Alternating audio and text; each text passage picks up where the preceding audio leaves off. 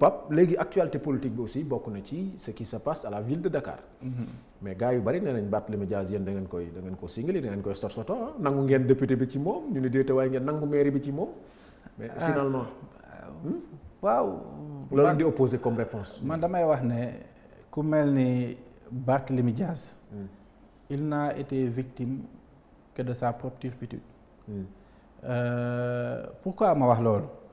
nekk na loo xamante ne nii man yéenewu ma ko te góob mu ne tamit waa Pastef yéene nañ ko mais il faut rappeler les faits lii ñu jugé Barthélémy Dias xeweewul sax ci nguuru Macky Sall. oui ça c'est vrai. ci nguuru Abdoulaye Wade la xewee xam nga ñun Pastef comme li gars yi di wax rek ñun ñoo xaw a ñaaw yaay. souvent lu xew rek voilà dañoo weex dunq souvent lu xew rek ñu ne Pastef. jamono jooju noonu ma jàpp ne tamit dañ koo tooñoon parce que mënuñu yebal ay nervi ci mairie ñuy attaquer des personnes gratuitement mais aussi tamit dañu nekk ci dëkk boo xamante ne ni li fi am mooy nul n'a le droit de se faire justice lui-même. bi mu defee lu muy def moom moo taxaw wax ouvertement que ne moo def nangam léegi nag comme que tamit ci politique la ñu nekk souvent les adversaires politiques dañuy utiliser certains faits yoo xamante ne ni jàpp nañ ne dafay nekk à leur faveur. pour faagaagal un adversaire politique. si la ko nguuru Abdoulaye Wade utiliser ñu juger ko ba tëj ko. bi ñu ko tëjee su ngeen fàttali ko bi Macky Sall ñëwee daanaka moo def kéemtalaay kàttanam ba ñu génn ko. mooy dugg ci liste yi ba mu nekk député. tout à fait.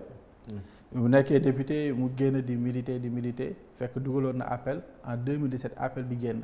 donc appel bi muy génn c'était du ci jamonoy nguuru Diomaye mais ci nguuru Macky Sall la génne en 2017 mu génn en 2017 appel bi nekk aussi tamit à sa défaveur mu saisir la cour d'appel les cours d'appel bi mu ko saisiré ñoom ñu rendre seen décision en décembre 2023 kan moo nekkoon ci nguur gi Macky Sall moo nekkoon ci nguur gi dans toutes les étapes yi nga xamante ne nii laale na ak condamnation Barthélémy Dias muy en première instance muy appel muy cour suprême yëpp benn bi ci Abdoulaye Wade la woon yeneen deux yi ci nguuru Macky Sall donc li may poser question waa taxawoo ak ñi nga xamante ne dañuy offusqué wu ci procédure boobu noonu yëpp lan la ci Pastef laale dara lu ñu waxal Pastef tooñ ko et pour dire la vérité tey ki nga xamante ne nii moo woon révoquer le maire Barthélémy xam nga mooy kan.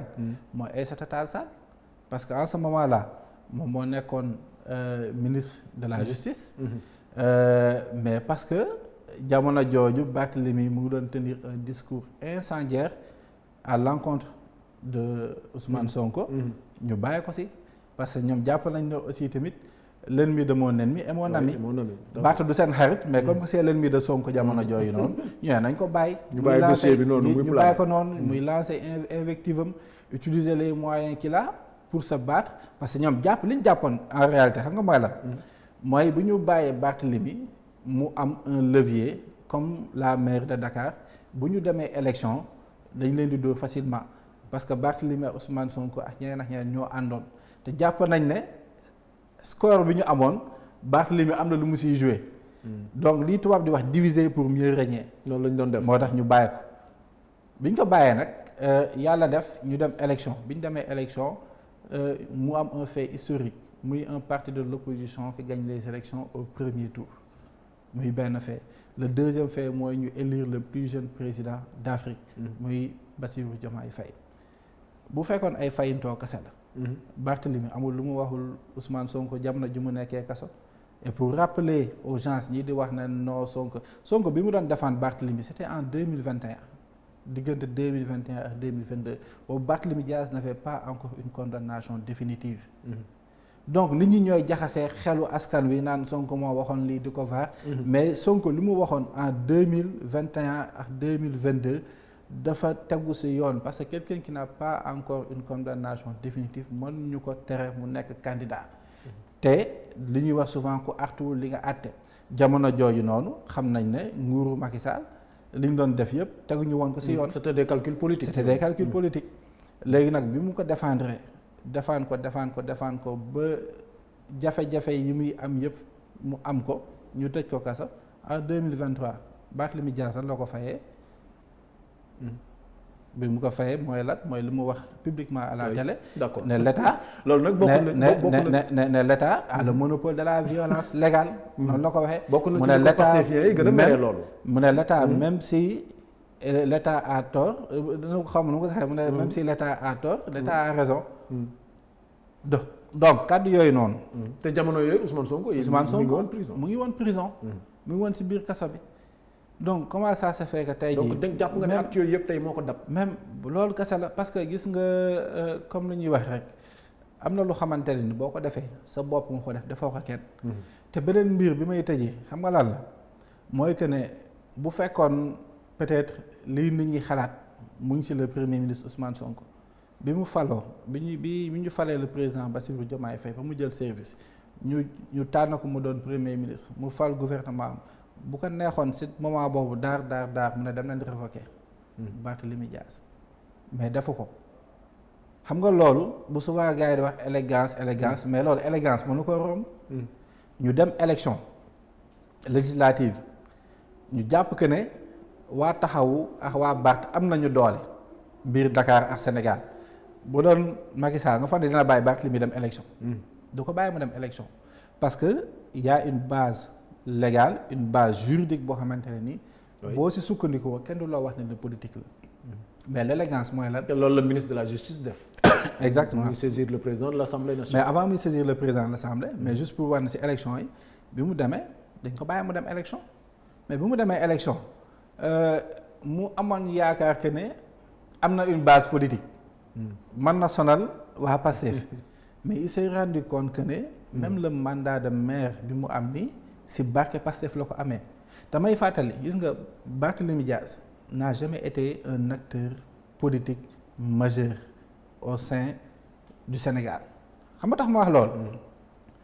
premier mandat de maire bu Barthélémy ban année la c'était en 2009 c'était ak ban coalition Benno Siggil Sénégal coalition moo ko pousse mu dem mu nekk maire ñu demaat en 2014. mu amaat une autre coalition parce que 2009 boo seetloo. si la maire yu bëri yu xamante ne ni opposition bi daf ko récupérer ñu dem en 2014 jamono jooju Khalifa Sall mu ngi ci digg na ndaw. mu am une liste au niveau de Dakar boo seetloo la liste de Khalifa Sall dafa battre à plate couture yeneen liste yi nekk Dakar yëpp bu ngeen fàttali ko. si on convoque bien l'histoire Barth ci liste boobu la duggee. nekkati maire encore ñu dem en 2022. ñu am Yewwi ñëpp xam nañ dayo gi Ousmane Sonko am. mu ànd seex ñeneen te Ousmane Sonko tey moom moo nekkoon la locomotive de Yewwi Askan Wi ñu bañ ko ñu nangu ko. ça c'est vrai. mu dugg ci liste boobu noonu Ousmane Sonko taxaw xeex te jamono bii Ousmane Sonko di xeex pour Barth nekk candidat mais y avait Abbas qui était là-bas. Il y avait Ousseynou Dey qui était là-bas. donc ñoom ñëpp ko jàppale quoi. il y avait d'autres leaders de Pastef yu xamante ne ni ñoom ñëpp ñu am dayoo lañ ñu am xam-xam bi lañ ñu am taxawaay bi lañ ñu ngi woon foofu mais Ousmane Sonko jël ay militants am ak ay partisans am teg leen de côté ne jàppale leen Barthélémy Dias ñu jàppale ko mu nekk maire donc 3 élections yi jàll yëpp yi Barthélémy def yëpp. ban élection la si Barthélémy taxaw na man votal leen ma amul. yëpp ci ay coalition la ci ay mouvance la. ñu àndoon ci benn dynamique ñu fal ko mais bi ñu ko falee au-delà du fait que mu wax li muy wax yëpp président Ousmane Sonko le président du parti Pastef mais l'un des premiers actes qu'il a posé mooy lan moo nekkoon la destitution de l'adjoint kan moo nekkoon premier adjoint au maire. Abbas Fall. c'était Abbas Fall. mu convoqué le conseil municipal. démettre Abbas Fall. donc yéen pour indi partisan. da ngeen gis ne kon Barth s'est retourné contre vous. ba ngeen ko jàppalee ba mu nekk maire ba pare. Barth dañ ko jàppale mu nekk maire. mu retourné wu contre ñun. et beneen mbir bi tey kan moo yolleeku woon au moment où les confrontations étaient intenses. kan moo yolleeku woon dem seeti Macky Sall. kan moo demoon si Macky Sall du moom. gis nga man dama gëm benn mbir. quand on veut lutter contre l'oppresseur on ne négocie pas avec lui. d'accord léegi nag loolu lépp mu def ko te gisoo benn yoon Abass jóg ne nañ ko démettre wala keneen jóg ne nañ ko démettre. C'est un citoyen lambda moo jóg parce que xam nga tax citoyen bi jóg. lii bay naa ngay def état bi moo ko gën a xam. mënoon na ko def mais état bi defu ko parce que état nekkul ci ay combat politique. bu ko état defoon sax loolu bokkul ci prérogative. bu ko mën na ko def. un représentant de l'état peut le faire. mais juste bi ñuy wax élégance boobu noonu. bi gars yi wax ne l'état n'est pas élégant. mais état bi attardé wu sax ci lool. mais bi ñu ne c'est un électeur de la commune. de Mermoz Sacré-Cœur. te nee na moom fan la ko déggee ne dafa doon seetaan télé mu dégg un animateur Pape Sané wax ko bi mu ko waxee il appelle son conseiller juridique ne est-ce que lii nii. am na kooku nekk effectivement c'est vrai mu bind dem déposer. c'est comme ça que ça s'est passé. mais où est la main du président dans ça où est la main du premier ministre dans ça. mais qu'est-ce qui s'est passé ba moom mu yaakaar ne lépp lu ko arrivé rek tey y a la main de Sonko derrière qu'est-ce qui s'est passé. moom xam nga dafa xawul juste ci ay raisonnement am xam nga tey bi ñu ñëwee ne ko Ousmane Sonko moo la fal dafa bañ. waaw loolu dana y a pas la main de Sonko. loolu da ko weddi moom waaw. loi démettre ko mu ne y a la main de Sonko. xam nga déjà y a une contradiction tey boo nangoo ne diw falu la.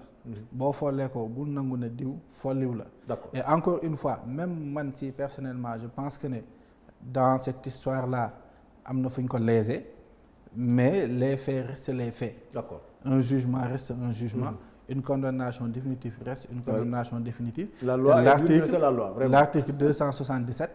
moom moo wax ni soit un représentant de l'État mën na constater sa démission. wala un électeur rek mën na bind. pour que le représentant constate sa démission. et c'est ce qui s'est passé. donc loi la gars yi topp. et ba léegi man gisuma fi acharnement bu fi am. d'accord mais les opposants de Pastef aussi dañu ni. mais jàpp yi dafa commencé bëgg a bëri aussi ci régime le président Bassirou Diomaye Faye parce qu'on a vu des convocations. Barth a été destitué. nekkatul député nekkatul maire léegi il est traqué même dans les visites police daf ko koy xañ. de l'autre côté on voit un Madiambal Diagne. qui se victimise aussi ne Sonko na ci ginnaaw. mais jàpp yi commencé wul bëri Pape. man de gisuma lool. parce que am na ñu xamante ne ni pour man def nañ fi.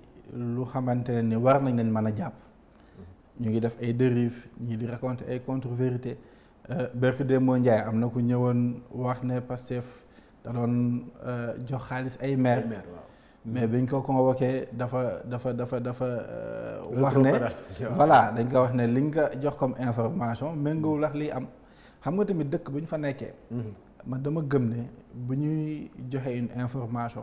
il faut que ñuy moytu bu baax dañu war a sukkandiku si lu leer. tey Ousmane Sonko bi muy nekk leader de l'opposition mu génn wax ci 94 milliards ñu laaj ko yow loo ci xam dafa indi ay documents am ne les documents sont là wax li mu ci xam yépp biñ ko laajee ci pétrole bi mu indi ne les documents sont là. convoqué nañ ko dem na répondre na ñu bàyyaat ko mu dem. Si le régime Macky Sall, les gens étaient convoqués et mis systématiquement en prison. Des gens ont été persécutés. Des gens se sont exilés. Et c'est le lieu aussi de s'offusquer si discours bi Aïssata Tall def qui est un discours de bas étage. Parce que bu ñëwee toog ne fukk bi jeunes yi àndaloon moo taxoon. Il fallait faire des mandats de dépôt si benn émission bi mu doon def. Dans une chaîne. de la place. il fallait que elle a même rendu service à Ousmane Sonko. voilà exactement. xam nga. rendre service moom ba jàpp nit yóbbu kaso. ñun ñuy jaar Rebeuss. xam li fa am. Envoyer des jeunes à Rebeuss c'est tout sauf leur rendre service.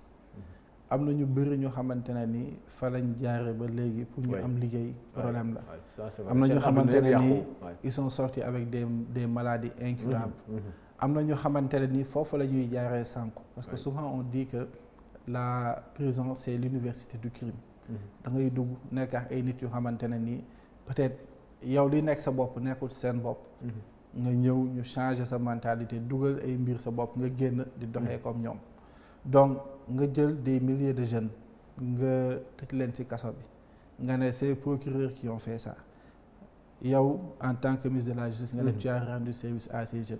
ñenn ñi ay soutien de famille leen ñenn ñi dañu am ay parents yu génn àddina ci diggante bi.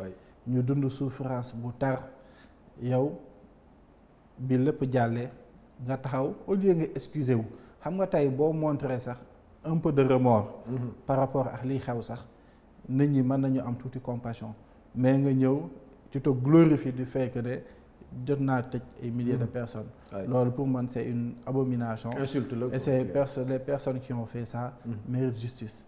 toutes les personnes yi nga xamante ne nii jot nañu ñàkk seen bakkan ci lii ils méritent justice. D'où la nécessité aujourd'hui pour qu'il y ait une reddition des comptes aussi sur le plan économique mais aussi sur le plan politique. Parce que pour man le seul hommage qu'on peut rendre à ces jeunes-là c'est que fu ñu tëdd ñu xam que ne 1 an après 2 ans après 3 ans après au-delà du fait que ñu ngi commémorer cette mémoire mais justice a été faite et que les responsables de ce massacre-là ont été sanctionnés.